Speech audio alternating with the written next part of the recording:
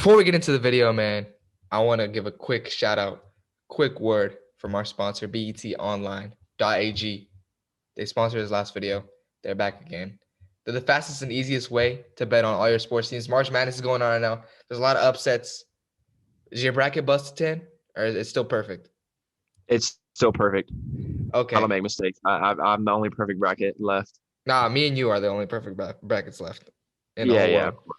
Yeah. But most people can't be like us. So make sure y'all go and place y'all's bets. You might want to put a couple upsets here and there. It's the year of the upsets, so go do that. But nah, if y'all are putting y'all's bets, make sure to use BET Online. Head to the website betonline.ag or use your mobile device to sign up today and receive your 50% off welcome bonus on your first deposit. That's betonline.ag. Now let's get into it.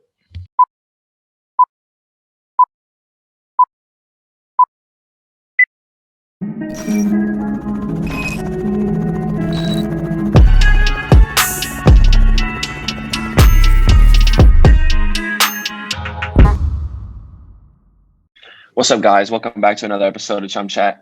We got a big guest today, man on fire, Daryl Dike. How you doing today, bro? I'm doing good. I'm excited to be here, Word. Yeah, man, it's been crazy to see your journey go.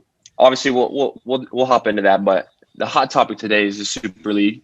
I want to know if you have any opinions on the Super League. Obviously, you've been in England for a little bit of time now, not too significant, but I want to hear if you have any thoughts on the Super League, man. Nah, bro. So like it's funny you say that because like I kid you not, like last night I was literally just on FaceTime with like some of the guys on the team and like some other guys. Like we were all just kind of like just ranting about it, about like how just like kind of terrible it is and the fact that like there are clubs that literally there are clubs like for example like Manchester United, like Arsenal, or even like AC Milan that haven't been in Champions League and stuff like that, and then now for them just to kind of go get an automatic bid in terms of that. Like I do understand in the fact that yes, these clubs are the ones that like earn most of the money for the league and world football and stuff like that, and they kind of want more of their money, but at the same time like in terms of the whole having competition kind of given to them, or even clubs like Leicester's, Everton, Sevilla, and other clubs that like can be better than some of these clubs, like just having no chance, no shot or anything. Like, oh, dude, no, I was actually like so mad when I heard about it as well. And then like when I found out about it, usually there's like rumors and stuff all the time, but I didn't hear anything. I just looked at my phone and then all of a sudden it was just all over the place. Yeah. Yeah, I mean, it was all over my phone today. I couldn't escape it, but I thought it was crazy, man. They're saying it's going to start in like August. I don't think it's going to happen personally. What do you think? Nah, if I'm being honest, I don't think it's gonna happen because like one, like just so much backlash has happened. Like literally every single supporter, everyone, even like I just watching like an interview, like Klopp was just erupting about it, talking about how he was like, "This is a Yeah. terrible idea," and so like I don't think that'll happen, and and just even then, like now with all the backlash with the 12 teams, like I don't even know who else is gonna join because apparently Bayern and like PSG don't even want to join either. So like I just don't think it'll work. And then especially now that they're saying like FIFA might make it to where players can't play in World Cups and stuff like that as well who are involved. Like, nah, like players and playing it are just gonna revolt or whatever. And no, it's just I just don't think it'll happen. Yeah, I agree. Yeah, that's what I was about to say. UEFA said that the players wouldn't be able to play in Champions League or whatever, or maybe even the World Cup, which is crazy. And I know, so the Porto president today, it was kind of a big deal over here. He made a statement about it. And he said that Porto got invited to be in it, but they said no, and they didn't want to like take a part of it. So it's crazy. It's crazy how divided it is. Bro. Yeah. I think it's crazy that they got 12 teams to agree with it. Like the owners and the directors and stuff had to have agreed with it. And I mean, I wonder how it's going to go down with the players in those clubs. Big clubs that I mean, it's interesting to see. But honestly, it's honestly surprising. I was talking to some of the guys on my team about it, and some of the older guys were like, "It's surprising that it's just now happening." Like they were expecting this type of thing to happen earlier. With big clubs being able to make more money and just be powerhouses even more than they are. But it's just confusing that it's Champions League and Europa League like is the exact same thing, but it's just more teams. So like you, and everyone has a chance to get in it. It makes no sense. No, and I think the structure right now is like how competitive it is, especially like how hard it is. You know, every single team is kind of driving to kind of be in the Champions League now. If they have some Super Yeah. League where 15 teams or whatever they are guaranteed to be in every single year, like it's just going to completely crush every single other league.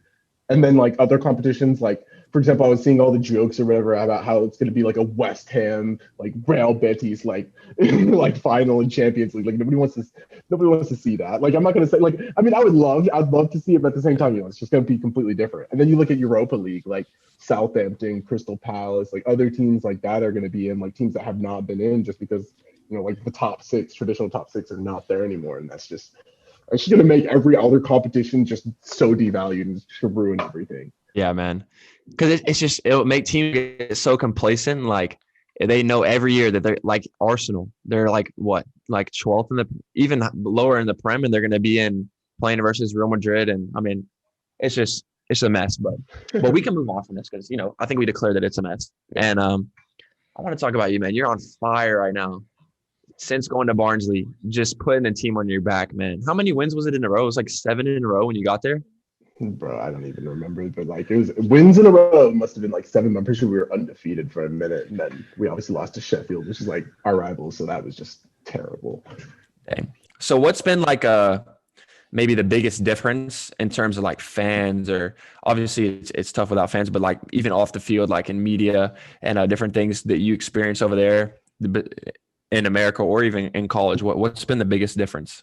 Bro, so like the biggest difference I think here is obviously, like in the States, like, NFL, like football, like American football, basketball and stuff like that. Like those are the bigger sports. But here, like, like soccer is it's just the main thing. So like, for example, so like where I live, there's a little like mini market like right Yeah. outside. And I can literally just walk downstairs and go there. And like when I go there, I could be wearing like a hat, a hoodie, blah, blah, blah, mask. Like you could literally only see my eyes, but like and people come and be like, oh, like, hey, like you play for Barnsley, like, hey, can I come take a picture or like something like that, or like they'll have a conversation. I could probably play an Orlando game and then like walk out right after the game and people really would not notice who I am. like here they literally said like, hey, if you go to like the mall in Barnsley, like people will know who you are. Like if I've gotten into a taxi, like I'm not a celebrity at all. I'm not gonna say that. But like, and I think that's kind of the thing that I'm just like, whoa, because I'm not a celebrity and people are still kind of noticing me.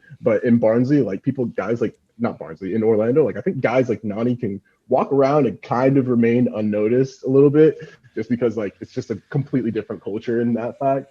And also like I try not to look at social media too much, but like sometimes like I see it and some of the fans like you do something bad, like they gonna let you know. It's like you say you screwed up in a game, they gonna let you know. So like that's kind of the difference. No, but That's funny. I think it's funny how you said how you can only see your eyes. Obviously, yeah, that's just a little bit, but he's acting like he's not the biggest man in the store every time he walks in. Yeah, fam. Hey, so I had a question. So before I got on the podcast, like before I was starting to do this, I was at training this morning or whatever, and I told Paxton Paul McCall, I was like, "Yo, Pax, we're having Daryl on today. What question should I ask him?" And the first question Pax said is, "Ask him how old he is. He really is." So how old are you really, Daryl? Bro, I'm 20. Like literally every single time I walk into training, they're like, "All right, I gotta see a bone test because I don't believe you." Or like you ever see like those African things where like I am 12. Like that's what they like nobody believes I'm 20. I don't like if I were to shave this, which I really don't even think I'm that old, but if I were to shave this, you guys would see like I don't look very old at all. No, I know how you act too, so I can attest that you're definitely 20. But then his second question was, how big are your quads in circumference? I don't know. I've never even measured. Have you seen, dude? You know what? Have I already showed you like what happened when I strained one of my quads? So, like one of my quads is like messed up. It has like a crater like in it. Really? Yeah. Dude, I remember the first time I walked into the breakfast because I was in quarantine at a camp or whatever. The first time I walked into breakfast, I was like, "Yo, this dude's legs are massive. Like it's crazy, bro. It's crazy." And I used to watch you on TV when you play for Virginia. And it, bro, literally you just be like so much bigger than everybody. And I was like, I mean, I was like, I was a Clemson supporter, you know, and I was like, there's no way that they can mark this guy. Like, he's too athletic, too big, too skillful. And I mean, it showed, but let's talk about, so obviously Barnsley coming in. Did you have any expectations, like getting there, like that you were going to play, you're going to score, or anything? So in all honesty, I kind of went in here with an open mind because I went in here kind of thinking, oh, I want to, I want to learn different traits. I want to grow as a player and kind of challenge myself differently. And because, in terms of playing professionally, I think everybody wants to, play with the top competitions, be the top level, play Champions League, World Cup and stuff like that. Yeah. And I think that to do that, you have to put yourself in different scenarios. So, I mean, in terms of expectations, I knew it was going to be super difficult. In terms of goal scoring, I mean, I knew what I was capable of, but I knew it would be, as I just said, it'd be very, very difficult. And since I got here, I mean, we've been flying. So, I mean, naturally, like me being a striker, of course, like with good service and, me being up there, like I'm going to score. So, well, fam, you're scoring some bangers. Like that one that was near post, like when you were on the right side of 18, that was fire. But anyways, so obviously Barnsley, you're going on loan, you're doing well. A lot of teams are showing interest in you, and they're putting up some very significant numbers of how much they want to buy you for. And Orlando's just apparently turning them all down. How do you feel about that? I mean, like at the end of the day, like when I see some of that stuff, first of all, like I'm gonna be honest with you, dog, like between me and you, like most of them aren't true. I feel you. I understand that. Yeah. Like a lot of them are just like rumors and stuff like that. Like sometimes I'll see stuff on social media and I'm like, well, that's just not true at all. Yeah. but yeah, I feel you on that. Yeah. Yeah. So like I see some stuff like that, but like of course, like I see some stuff, and for the most part, I just kind of block it out because I mean, at the end of the day, I can't really control it. It's out of my control. So like I'm gonna go here and I'm gonna go train. I'm gonna get better every single day, and I'm gonna get better in the games and perform in the games. And then when that time, then I can actually have input or something like that. Then it comes. But for the most part, like it's not in my control for like any of those stuff, and it's not really my focus right now. It's just to improve and drive Barnsley up to the Prem potentially. Love that. It's the right way to do it. So I want to ask you something. So, bro, I play with someone here that came from Reading from the championship. And they say that MLS is a physical league, right? And you've obviously played in MLS and now the championship. But he says the championship is one of the hardest leagues in the world just because of the physicality. Have you noted a significant difference, or is it kind of like whatever to you? Bro, no. Bro, every single game I get smacked. Bro, I kid you not. Like there's some games where I'm just like, because originally, like obviously watching it on TV, I watched it and I'm like, okay, like I know this league's gonna be physical, and then you hear about the rumors and everything, and playing in the league, like everyone's technical and stuff like that, but everybody's also so physical. The defenders and stuff are all huge and stuff. So, bro, when I first came here, because obviously the MLS is a physical league, and then I came here, and luckily, I mean, I think playing in the MLS kind of prepared me a little bit for it because the MLS is also physical. But nah, bro, like defenders and stuff like that, like people get stuck in challenges, like they just don't care, bro. But I mean, like it's good. Kind of, every single game's kind of gonna be a fight. Every single game, I probably will never walk off the field with my jersey clean, but it just kind of gives you like a little fighting mentality. It goes into the game as well, so I enjoy it. It's a different aspect, different style to play. Yeah, speaking of style of play, I mean, I seen clips of the headers, 15 headers back and forth. But what's the difference between, I mean, the biggest point you can make of what's the difference between MLS and championship? I mean, you literally just kind of nailed it on for me. Like, I'm not going to say like one's better than the other, but I think like obviously like the styles are just very different. I think this league, I think people obviously are much more physical and stuff like that in terms of, pushing people around, bodying people, but I also think in terms of like demanding, every team wants to press, every team's running all over the place and doing stuff and winning second balls. And I think that's kind of involved with kind of the direct play, because when people are pressing and, doing all these things, it's a little bit more difficult to play out. And some of the pitches also don't really allow to play. Like it's a little bit more difficult to play, but yeah, no, it's really, really direct. So like, yeah, that clip you're talking about where there's like 16 headers in a row, like the ball's in the air for a minute and 30 seconds straight. Like, no, I mean, like there's some direct play. And that's kind of like one of the things in terms of me being up there, having to go up against these, like 6'5" center backs and stuff like that, and trying to do anything I can to redirect the ball or even hold it up. So directly, like it's definitely much more direct. It's one thing. Yeah. Yeah. So I don't know if you know this, but I'm typically a striker, but I mean we have very different body types. As we know, there's a lot of different kinds of strikers. I haven't, to be honest, I've seen you like play a little bit, not too much, but I'd say typically play a little bit differently.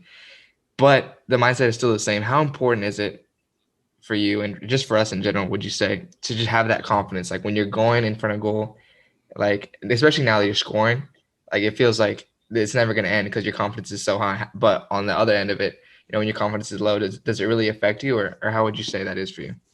No, 100%. I think that's kind of one of the bigger parts that people don't really talk about is like, obviously you can be technical, you can be sick and all that stuff. But in terms of playing with confidence, there's like that, especially as a striker where, you more than likely, if you miss a chance, everyone's gonna know you missed a chance. If you score a goal, that's everyone's gonna talk about. So like in terms of confidence, I think that's kind of a big factor because I think everybody kind of knows what they're capable of, like they can do in terms of, finishing, holding the ball, blah, blah. I think confidence is kind of helps like kind of how consistent you'll do it, if that makes sense. Because I think when I'm more confident now, especially with the team doing well, me scoring goals, I think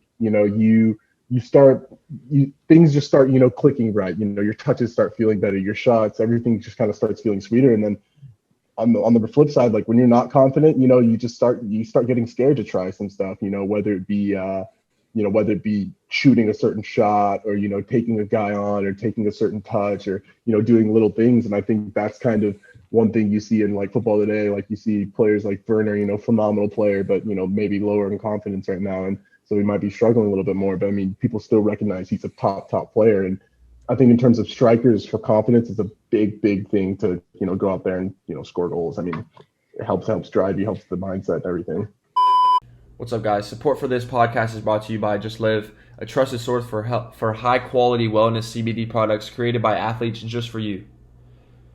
Have you ever been feeling low with sleep, focus, energy, your immune system, or stress? That's why Just Live is the one for you. They've just come out with a new gummy line. They have 6 different flavors, functions, including sleep, energy, focus, immunity, calm, and vitamin C. They're vegan, low sugar, high quality. They're founded by Clay Thompson, Alex Morgan, Travis Pastrana, and Paul Rodriguez. They wanted to create this product, one they could trust and one they could stand behind. If you need support with those that I mentioned, I highly recommend giving this a try. It's buy one, get one free of the new gummies line with code SUPPORT at justlive.com. That's buy one, get one free at justlive.com. Use code SUPPORT. Back to the episode. Moving on a little bit, you have the DK family. That's how you say it, right? DK? Yeah, DK. DK family is quite special. You have your brother who was also played in the MLS. His sister played for Nigeria as well, right? Mm-hmm. I have a Nigerian teammate actually that I'm extremely close with, whose last name is also DK. And I have a Ghanaian teammate as well. So just a little quick change of subject. Are you rocking with Nigerian Jollof or Ghanaian Jollof? What? Come on now. Nigerian Jollof it's where it is. Ghanaian, like Jollof does not have as much flavor as Nigerian Jollof does. It's like a common argument, and I don't think it really should be an argument. I've had both, and Nigerian's just better. To be fair, I've only had Ghanaian. I tried it for the first time this year, and it was amazing. I might need you to put me on the Nigerian one to see, so I can't make it. Mama DK gonna have to whip it up because I can't do that. That's funny. Speaking about Nigeria, though, obviously you've been capped by the national team. You're eligible for Nigeria as well, right? Yeah. Is it even a question, or is there a possibility, or are you full U.S. through and through? I mean, I just I'm kind of open. I keep my options kind of open and stuff like that. Obviously, my cousin Emenike played with the Nigerian national team, my brother, my sister, and stuff like that. But in terms of how me growing up in the States and how the staff and everybody is kind of integrated to me and welcomed me, I've obviously enjoyed playing with the States. And for now, I just kind of focus on what I can do. And then when it comes to being invited by Nigeria, being invited with the state, with the US, I mean, I just kind of take it day by day and do whatever that way. I I like respect it. that. I like that. Has Greg said anything to you recently about camps or upcoming expeditions or anything like that? I mean, no, nothing, not really. I mean, every once in a while, he shoot me like a message and tell me like congratulations, like I see you're doing really well, or even like Nico or like one of the other coaches will shoot me a message and be like congrats and stuff like that. Looking forward to doing things and working with you in the future. So I mean, nothing specific in terms of that, but I mean in terms of them saying looking forward to doing future, see you again, blah blah blah. You're gonna be important for us and stuff like that. So like when you hear things like that, I mean it kind of gets you in your head thinking like, oh, okay, I might potentially be like included in their, in their plans. But I mean, yeah, for the most part, just more congratulatory kind of talk. That's good. That's good though. That's good, G. That's important. It's important to hear that Oh, reassurance for as a sure. player. Everyone, Oh, that's everyone knows good. that. Everyone likes that. But so with your season with Barnsley, obviously, is not over yet. You have a lot to fight for. But when that's over, I know they have an option to buy, right? Yeah. So they have an option to buy. I know we've talked a little bit about that. You don't know what's going to happen for sure. But say they don't buy, you go back to Orlando and you just play the season as normal with them. Yeah, of course. Okay. Okay. I just wasn't Okay. sure, so I wanted to make sure. And Yeah. so, what would you say?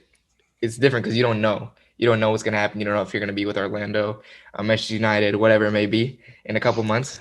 But just try your best to In the kind of Super just League. let us know your personal goals for this season, whether it's just these next couple months or the whole rest of the MLS season. What do you have in mind for your personal goals? Yeah, I mean, for me personally, I kind of told myself I kind of wanted to grow in the player and go out of my comfort zone and to kind of reach the highest of heights. And for me, I know that I want to be playing with the top players. I want to be playing in the top competitions, and whatever path that be, whether it be playing with Barnsley, whether it be playing with a different club, whether it be playing with Orlando, or whatever path it might be. I do whatever path that trying to get Barnsley to move up and help them move up and wait, oh yeah, and kind of helping them, doing whatever I can to help us push for that promotion. And then in terms of after that, whether it be with Barnsley, if it's back with Orlando, I want to go back and help them push into the playoffs again. Make a playoff run, and then of course win with the team. So no matter what, whatever position I'm in at the end, I mean that's kind of how I'll keep driving because as you said earlier, I have no idea what's going to happen. Yeah, I think that's super important just to not really get distracted by the side noise because as a footballer, there's a lot of it, especially as someone at your level. There's always going to be kind of that distraction, so it's important to always just stay focused on the next one, the next moment, the next the next goal. But kind of speaking a little bit about your success and that most people would say you've had a decent amount of success. A lot of people would want to be in your shoes right now. So we have a signature question here. Our kind of thing is just defining success, and it's so it's so awesome because everyone's it's relevant, right? So I want Yeah. to ask you, first of all, what's your definition of success, and second of all, do you think you've achieved it? Definition of success. Okay, I don't know. I'm trying to think of a definition of success I would have. Wow, that's a hard one. In terms of what I think of success, I do not think I have had success yet. Because in terms of the long-term goal, long-term career, I would say maybe it would be a success with Barnsley if we went and got promoted. I think that's a pretty fair thing for me to say success. But in terms of just like a general term of success, I think it's kind of that's hard. Because you can have little successes, you have little big successes. Just kind of like achieving a goal that I think you've kind of like achieving like an objective, a goal that you kind of set aside, and kind of fulfilling it, whether it be a small goal, whether it be a big goal. And so that's kind of my definition of success. And for me, being Barnsley, as I said, promotion is the goal right now. Improving myself as a player and improving the players around me is kind of my goal. And considering a success for me would be that I put myself in a position to be play with the top players, play the top competitions, and be the best player around. Sure. That's class. That's class. I was gonna add one thing. Obviously, speaking with you, I'm sure John can attest. We love your mentality, man. It's really great to see somebody who's coming from a humble place. Somebody that maybe 3 years ago had no intentions of being where you are today, but the mentality you still have is the same as you had then. And I just want to ask one more question about the national team. Obviously, you're in the U.S. camp. that was domestic, and then you were also in the European camp. Do you see differences, like big differences in the players and the way the team plays, or did you feel it was very similar? Because I asked the same question to Sebastian Lletget, and he said it was very similar, but I was just going to ask you and see if you thought the same thing. No, like I would agree. I mean, like obviously, like honestly, I think yeah, there's the European players. Like you can see like little things that they do that's a little bit different. That maybe signs of like more experience because some of them might be playing for even longer. But honestly, I think it's very similar. I think in terms of the quality of like kind of the MLS, the American player, there's people kind of only see what social media has to say about the quality of the players, and they instantly think that because you're in the MLS, you're just you're not going to be as good as these European players, which I think is just completely wrong. Because I mean, not to take anything away from European players, they're still all phenomenal players, but I think it's more credit to the MLS players and the fact that they're world class players. I mean, you look in the starting lineups of some of these last camps, like Kellen Acosta and Sebastian Lletget, like they started and they're playing in MLS, and I think they did phenomenal. They fit in. They didn't look out of place. So. And I think that's kind of a big piece in terms of between the two camps. You can see, I mean, everyone's natural competitors and got the technique, skill, and knowledge to compete no matter where they are. Right. I agree. Right. I have a follow up to that actually. So, do you think that for us as a country, as a national team, to take the next step, that bias maybe that fans have towards maybe European players maybe needs to get put to the side, and actually, players get reviewed for the actual quality that they have on the field, whether they play in the U.S., Mexico, wherever. Do you think that bias maybe needs to be put to the side a little bit? Bro, 100%. I think in terms of the bias, I think especially nowadays, you see there's so many things about rumors and players not being able to go to places and clubs and stuff like that. Like some players are in the MLS. I mean, don't get me wrong, I think it's a phenomenal league, but some players have had the opportunity to play at some of these higher leagues, and sometimes they have not been able to because of a transfer or something happened. And I think there's tons and tons of players in this league that can compete on the big scale. I mean, even me being in Barnsley for a little bit, that was one thing I told myself I wanted to kind of experience a different level, a different style of play. And I think the style of play here is phenomenal. I think or like the level, I think players here are, very, very good players. But after I've thought about it, I think there's tons of other U.S. national team players and tons of top players who could play in this league, and they could succeed in other top leagues as well. And I think, there's been signs of it. You see Brendan Aronson, he's balling out with Salzburg right now. You see Mark playing now, and you see tons of these players who have made the switch, and they're doing great in their leagues. And I think there's more and more players that can do that. And like I think Brendan Aronson's gotten better at Salzburg, but I will say people will say, "Oh, he's an MLS player. He shouldn't be in the starting lineup." Blah blah blah. And then he goes to Salzburg, balls out again, just like he did before, and people are like, "Oh my gosh, he's incredible." I think Brendan's sick. Like I'm a huge love Brendan. Like he's my boy as well. I think he's sick, but people just I think a lot of social media gets blinded by the fact that some players just because they play in the MLS, like you said, the bias, they just think that they're automatically worse, which is just not true.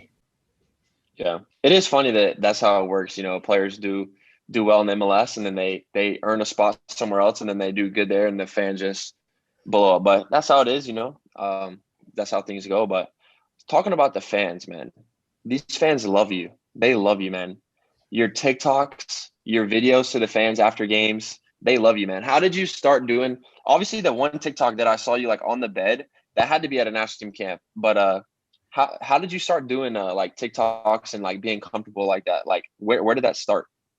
Well, like in all honesty, like most people who know me, like I'm just kind of goofy. Like I just kind of do whatever, say whatever, I mean, you met me at national team camp as well. So like, I mean, I'm just kind of goofy. I say whatever. And TikTok's kind of a way for me to kind of show the real me and how, my actual thoughts and stuff like that. Like I made a TikTok literally in bed not too long ago about me just talking about like how it would suck to be a lefty in soccer. Like, like I literally made that. And I'm like, that's just like a normal thought that I would have. And I think that in terms of like, I really don't think I'm like a superstar celebrity, but I do realize like I kind of have a platform, and some people may look at, us professional players differently because, they may think we act different because we're professional players. And in terms of TikTok, I just kind of use it to kind of show the real me and goof around and make jokes and blah, blah. And then I also use it as a way to connect with, a lot of the, the younger people and a lot of younger fans and stuff like that. So, I mean, I enjoy it. And I started in quarantine just because I was bored and I was like, why not? Like, and that, like, I refused to get TikTok for the longest time. And then even when I got TikTok, I refused to even like post anything on it because I just thought it was ridiculous. And then I was just like, let's just give it a try. And I just did it. And I was like, oh, this is easy. Like, this is chill. Why not? Nah, That's bro, so it's, funny. it's too funny. No, I think I saw one of So yours. funny. I think I saw one of yours where the one where you said when she says no DMs but you play striker.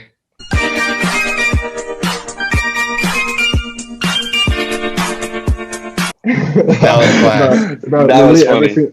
That one was, I think that was at MLS's back. And like, I was just bored in my room. I was like, yeah, like, why not? I didn't remember what happened. I think I was talking with one of my boys about it, and I was like, dude, that'd be a funny meme. And then like just put it up. And I was like, what? So do you get any cash from TikTok? Do you get any money? Nah, I don't. But like honestly, I've seen some things about like how you can get money, and I honestly should do it. 'Cause I mean, like, why not make money on the side of you should, bro. You definitely have enough followers too, bro. You get so many views, like, bro, that's peas, bro. You should do it for real. I should stack up them coins. Yeah, bro. A lot more like athletes are becoming kind of influential on the side. Like I feel like in this day and age, like you see us, athletes don't have to be one dimensional anymore. You can do a lot of more things. There's not so much of a bias to the point where everyone's like, okay, just be an athlete. You can be more than that. Not for sure. But, I think. Go ahead. I said like no, like I for sure. And I even think like in terms of just with social media, with like tons of like social media is so easy. Like you can do whatever you want and build your platform just from being yourself. Like you can go out there and just you can go out there and literally just videotape your everyday life, and people will love it.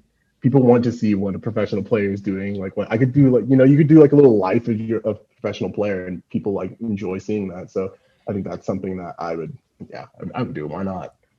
Yeah. Shout out Become Elite. I've actually he plays in the USL and I've watched his vlogs. They're actually so entertaining. And he's entertaining. So I definitely get that. But one last question for me, man. I see your goal celebrations for us as everyone in general playing, and when they score a goal, you want to get a nice celebration off. I saw you stuck to the Fortnite dance. Is that something special to you? Do you just hit it nicely? Like what's the deal there? Nah, it's funny. So like when I was at UVA, it was like a joke between like that and then like the Billy Bounce, which I did at UVA as well.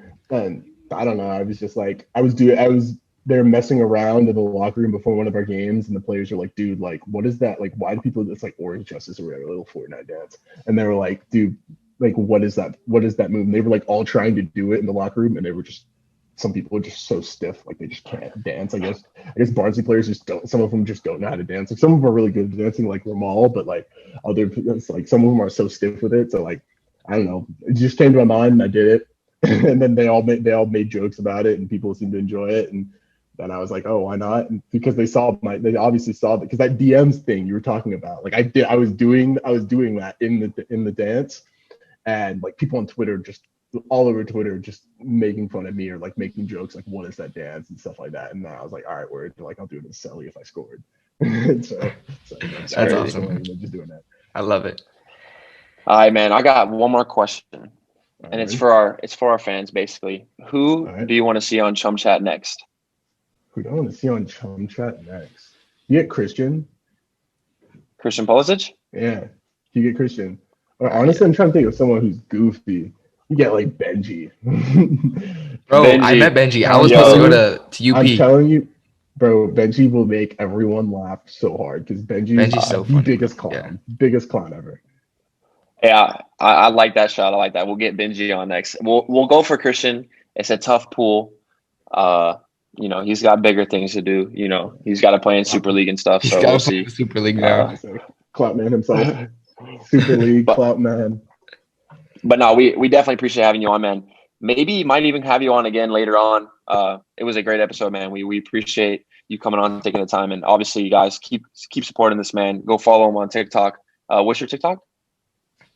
It's a big DK18, I think. What are all your socials, just so we can pop them up and they can show love? What is it? I think Daryl. What is it? My Instagram's Daryl D09. Twitter is Daryl DK, and then my TikTok is Big DK18.